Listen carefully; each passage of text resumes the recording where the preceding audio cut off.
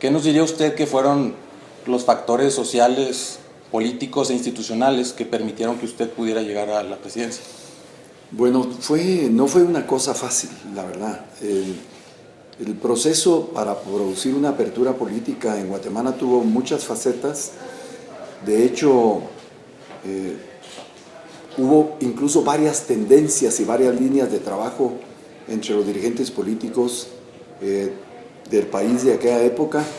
Hubo por lo menos 3 grandes líneas de trabajo. Una línea de trabajo fue todos aquellos dirigentes jóvenes o dirigentes políticos de las generaciones anteriores que consideraban que no había manera de resolver la problemática de los regímenes autoritarios de Guatemala si no era por la vía de las armas.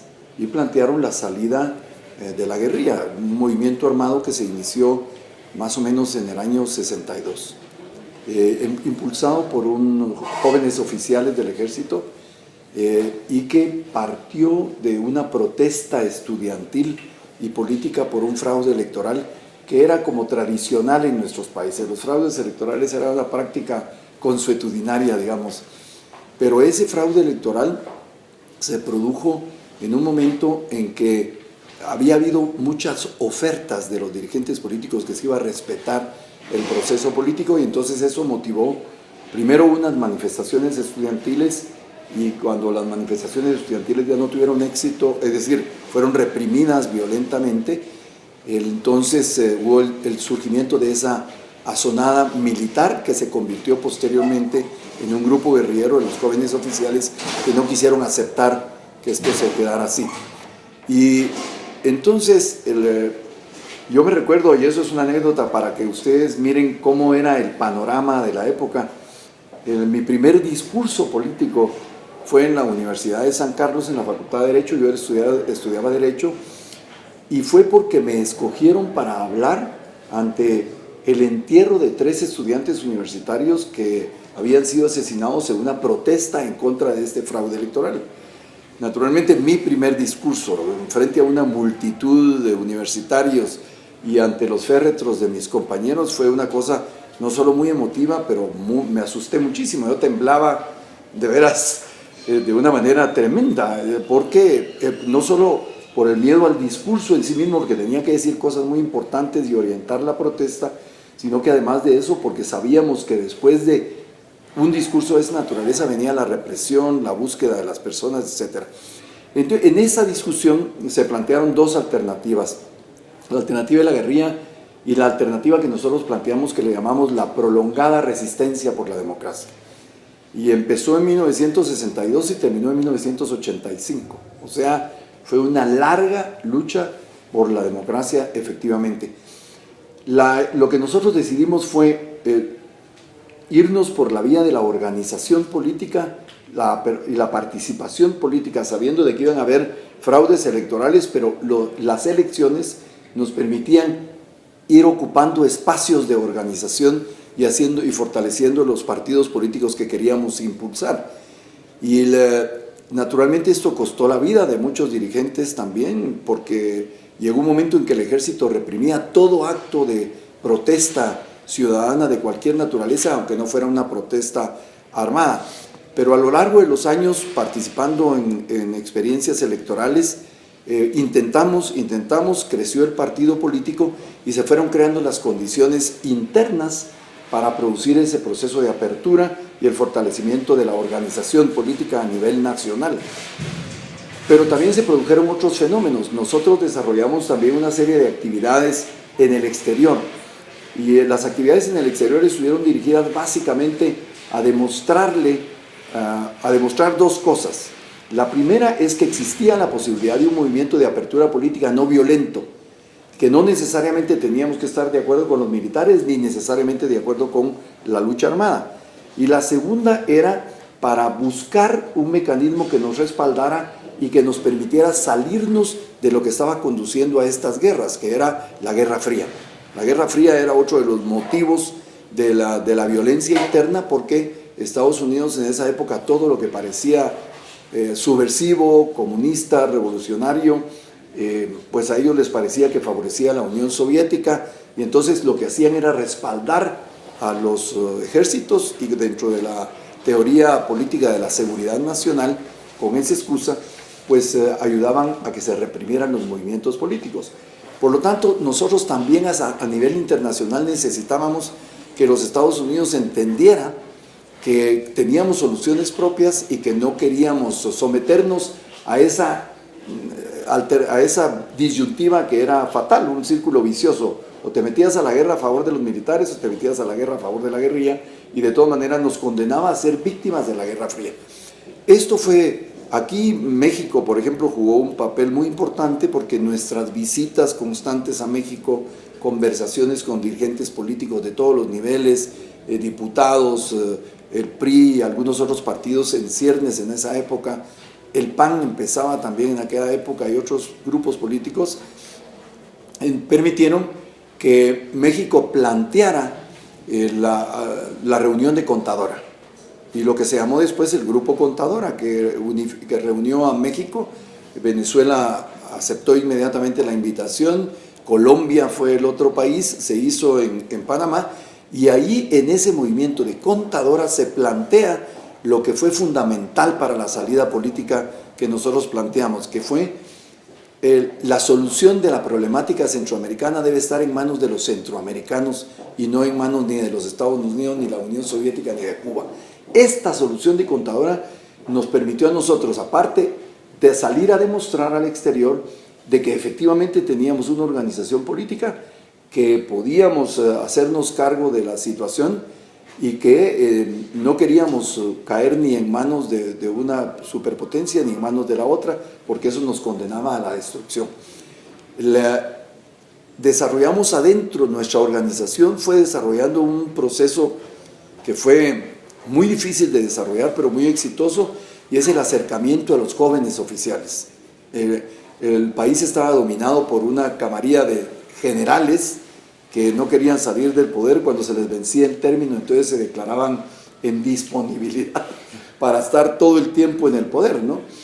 Y entonces les dijimos, empezamos a trabajar a los jóvenes oficiales diciéndoles: la guerra los condena a ustedes porque ustedes son los que pelean a muerte y a perder, y nunca van a ascender en el ejército porque los viejos generales van a mantener tapado el pomo, como dicen, y no les permitían hacer. Y eso permitió que después de otra elección fraudulenta en 1982 se produjera un golpe de Estado de los jóvenes oficiales, les quitan el poder a los viejos generales y aceptan convocar a una elección para Asamblea Nacional Constituyente.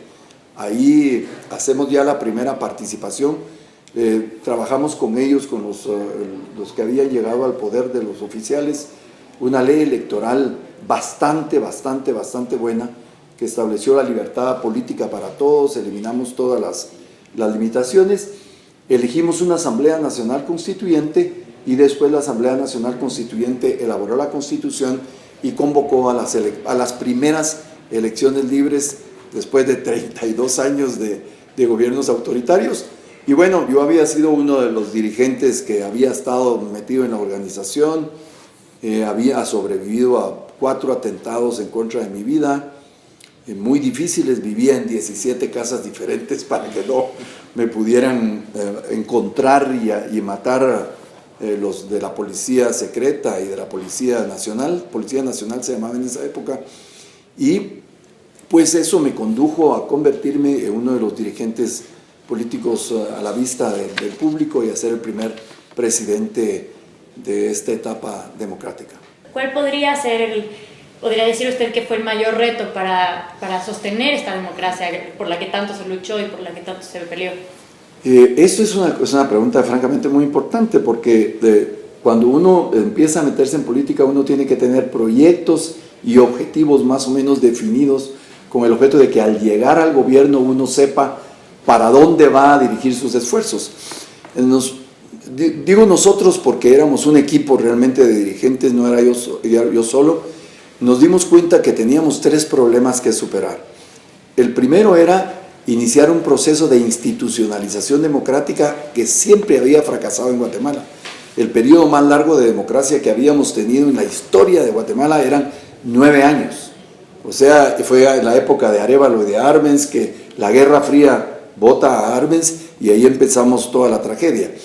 Después de institucionalizar la democracia significaba crear toda una institucionalidad que no existía, porque todo funcionaba bajo el control del ejército. El presidente del consejo departamental era un militar, todos los ministros eran militares, la mayoría de los embajadores eran militares. Bueno, todo era un sistema militar establecido. Entonces había que sustituirlo por todas las instituciones importantes que la metimos en la Constitución, y que eso incluía pues la independencia de poderes, la Corte Suprema de Justicia, el organismo legislativo y el organismo ejecutivo.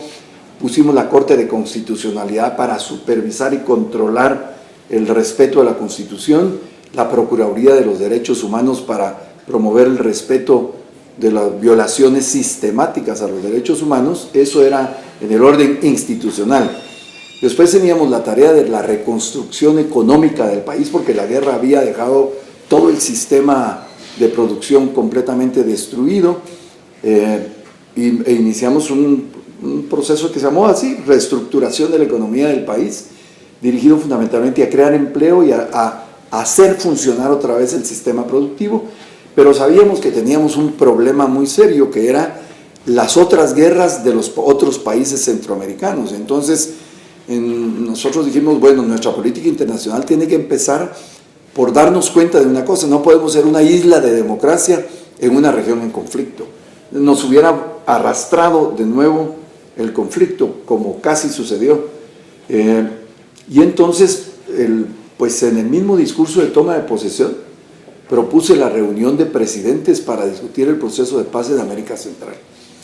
El primer año de mi presidencia nos reunimos en el lugar que se llama Esquipulas, un lugarcito en la frontera entre El Salvador, Honduras y Guatemala. Es un lugar fronterizo, y ahí suscribimos el primer acuerdo, que fue: rechazamos la guerra, no nos vamos a ayudar entre nosotros para fomentar la guerra en cada uno de los otros países, porque eso estaba sucediendo, ¿no?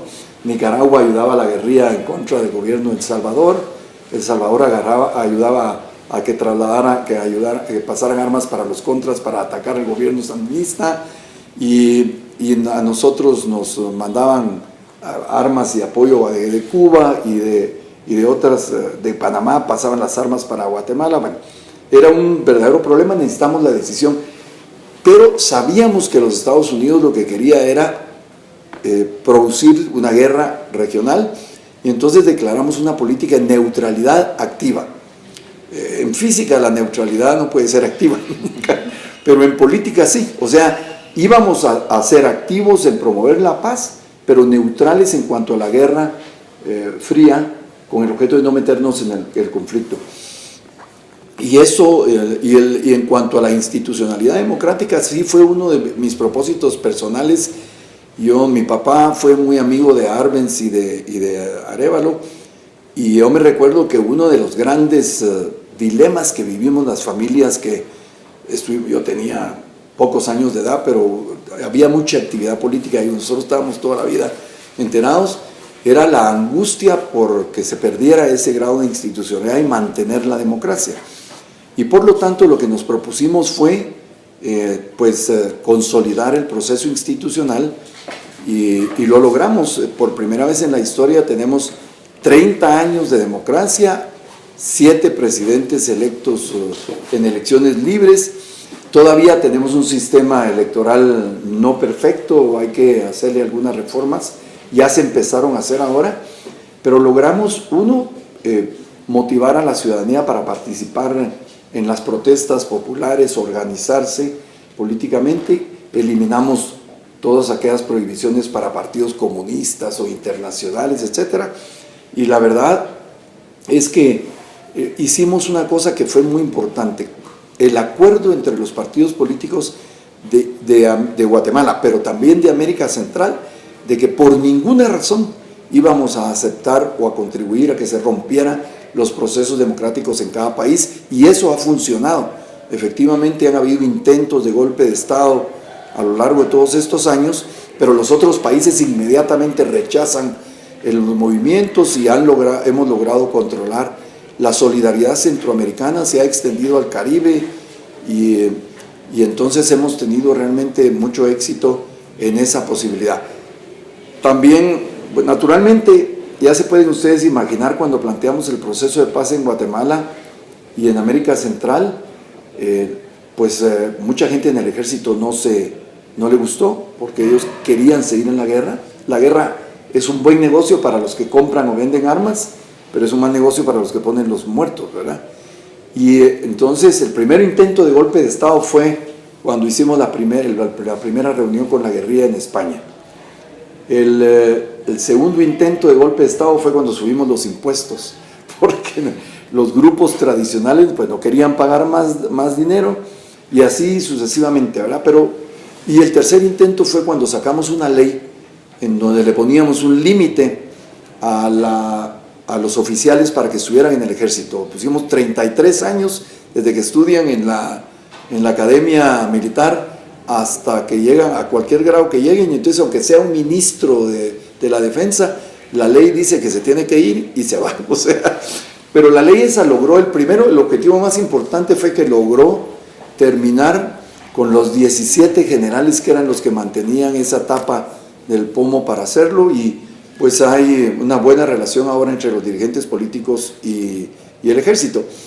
Naturalmente estamos sufriendo en este momento, como les dije, los problemas de una democracia imperfecta que tenemos que mejorarla, y un problema económico que sufrieron todos los países de América Latina después del neoliberalismo y del consenso de Washington, que debilitó a los estados, fomentó el mercado, lo que es correcto, pero mercados sin estado produce una serie de desbalances en los países, que son los que estamos tratando de resolver en este momento.